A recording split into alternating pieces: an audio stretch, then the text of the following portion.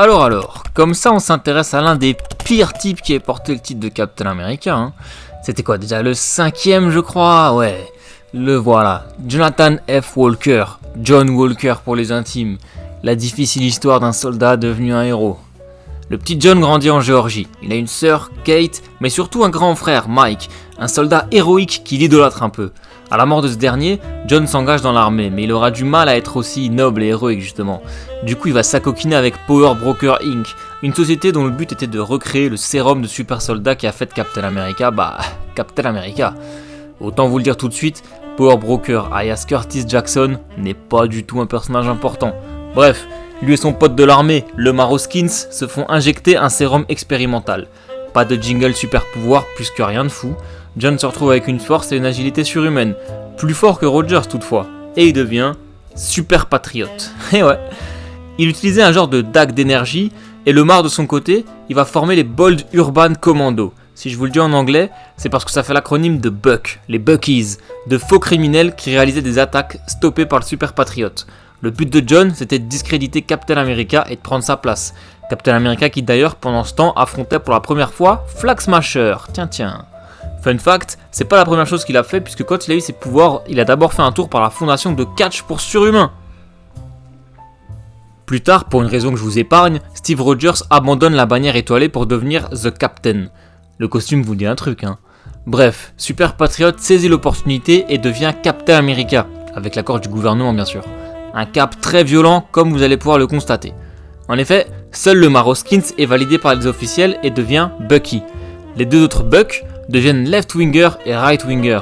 Rapidement, le Mar va apprendre que Buck est un terme raciste envers les Noirs, donc il va changer son nom en Battlestar. Et les deux Wingers là, ils ont quand même un peu le seum d'avoir été mis de côté et ils vont révéler l'identité secrète du nouveau Captain au public. Les Watch Dogs, une milice de crânes rouges, vont assassiner la famille Walker. De rage, John va tous les tuer et faire exploser ces deux traîtres de partenaires. Voilà, héroïque le boug, hein. Au final, une machination de crâne rouge le poussera à affronter Steve Rogers qui va lui casser la gueule, c'est un peu mérité quand même, et à la fin, Walker se rendra compte qu'il est pas digne du titre de Captain America et rendra le bouclier. Val Cooper, une membre de la commission super héroïque, va alors simuler la mort de Walker pour faire de lui US agent. Un super agent gouvernemental qui porte l'uniforme de Steve quand il était The Captain. Vous arrivez à suivre? Il avait aussi un bouclier en vibranium quand même, hein. Il allait pas se le fabriquer tout seul, voyons, ce serait débile.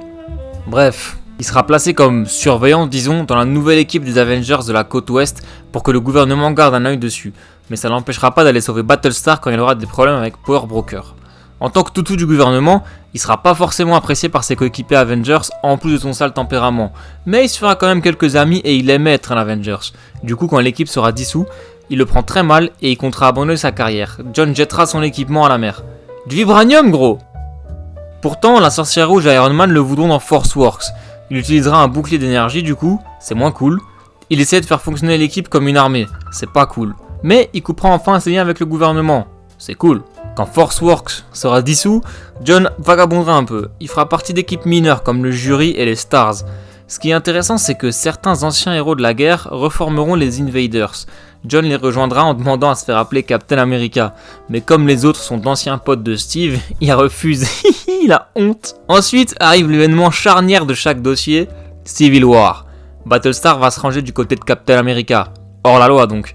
Il sera capturé avant d'être délivré pour la bataille finale. John Walker, lui bien sûr, se rangera du côté de la loi. Pas mal de vilains vont fuir le pays pour aller se planquer au Canada. Donc Iron Man enverra une équipe pour aider le pays du sirop d'érable. Omega Flight, dont US Agent était le leader. Quelques temps plus tard, durant le Dark Reign, il sera du bon côté cette fois, puisqu'il fera partie des Mighty Avengers, une équipe destinée à causer du tort à Norman Osborn, qui à l'époque était donc le chef du Shield et des Dark Avengers. Au final, durant le siège d'Asgard, Walker et son équipe essaieront de stopper les Thunderbolts d'Osborn qui voulaient voler Gungnir, la lance d'Odin. Durant le combat, Scourge utilisera la lance pour trancher le bras et la jambe de John, qui prendra donc sa retraite en tant que héros. Il deviendra le gardien en chef du Raft, la prison pour super vilains. Et là vous devez vous dire, comment un mec pote avec Iron Man, dans un monde pareil, se retrouve avec une prothèse aussi pourrie? Et ben en fait, sous le masque de Scourge se trouvait le cyborg Nuke, et John refuse donc des implants cybernétiques pour ne pas ressembler à l'homme qui l'a mutilé. Norman Osborn de son côté, il avait tout perdu, mais il comptait bien tout reprendre. il avait monté une seconde équipe de Dark Avengers, qui sera elle aussi stoppée.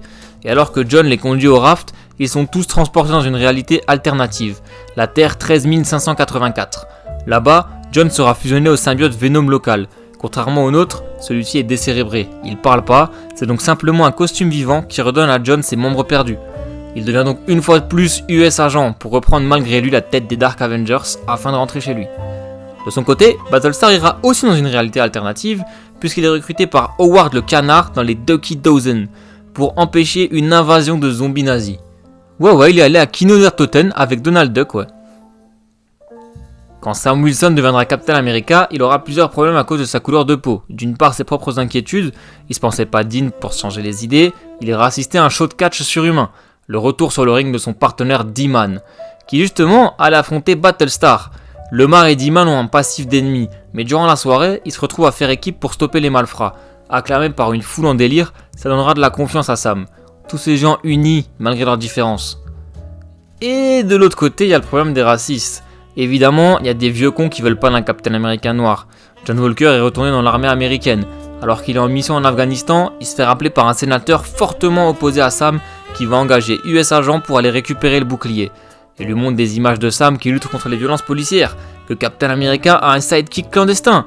En plus, John il est en faveur du mur de Trump là.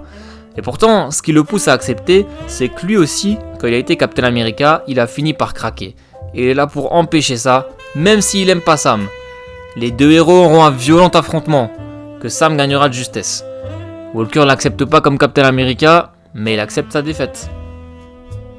Récemment, on a pu retrouver US Agent donner un coup de main à ses anciens partenaires Avengers dans Hawkeye, même si Clint n'était pas ravi de le revoir, ou en tant qu'opposant à la révolution des robots dans la nouvelle version de Force Works de Maria Hill, où ses coéquipiers n'étaient pas ravis de l'avoir dans l'équipe non plus d'ailleurs. Évidemment, sa récente exposition dans le MCU lui aura donné une mini-série solo, où on découvre que sa sœur est pas très fréquentable, et où il lutte contre un étrange nouvel US Agent. Le perso est soudainement devenu un héros modèle qui veut absolument aider tout le monde. Je trouve pas trop cohérent avec son écriture depuis qu'il existe, ou c'est plutôt un con.